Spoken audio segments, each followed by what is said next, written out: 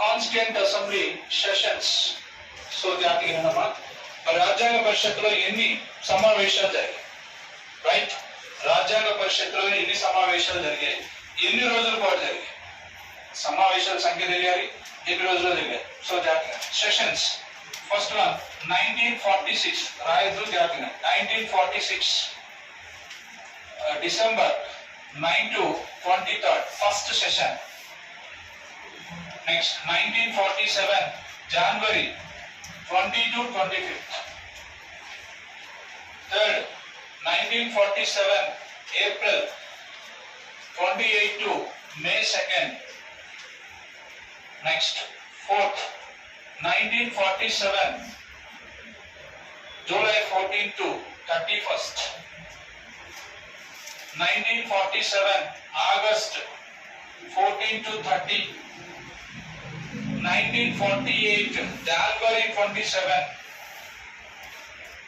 1948 November 4th to 1948 January 8th. 1949 May 16th to June 16th. 9th 1949 July 30 to September 18th. 10th 1949 October 6 to 17th. 11th 1949 November 14 to 26.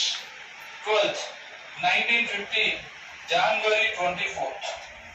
January 24th. So ఎన్ని సమావేశాలు జరిగాయి రాజ్యాంగ పరిషత్తులో? 12 సమావేశాలు జరిగాయి. ఎన్ని సమావేశాలు జరిగాయి? 12. సో 9 నుంచి 23, 20 నుంచి 25 ఇవన్నీ కౌంట్ చేసుకుంటే రాజ్యాంగ పరిషత్తులో ఎన్ని రోజుల పాటు సమావేశం అయిందంటే 165 days. 165. రైట్, 165 రోజులు. సో ఒకవేళ క్వశ్చన్ ఇలా వస్తే రాజ్యాంగ పరిషత్ రాజ్యాంగాన్ని ఏ సమావేశంలో ఆమోదించింది? ఏ సమావేశంలో ఆమోదించింది? ఆమోదించింది ఎప్పుడు? జనరల్ గా 1949 నవంబర్ 26. ఏ సమావేశం చూడండి? 11th సెషన్, 11వ సమావేశం. అర్థమవుతుందండి. సో వీటికి సంబంధించి ఫస్ట్ సమావేశం ఎంతమంది అటెండ్ అయ్యారు ఇవన్నీ కూడా నేర్చుకోవాలి. సో మొత్తం ఎన్ని సమావేశాలు జరిగాయి? 12 సమావేశాలు 165 రోజుల పాటు జరిగాయి. సో లాస్ట్ సెషన్ ఎప్పుడు? 1950 January 24th. ఫస్ట్ సెషన్ ఎప్పుడు?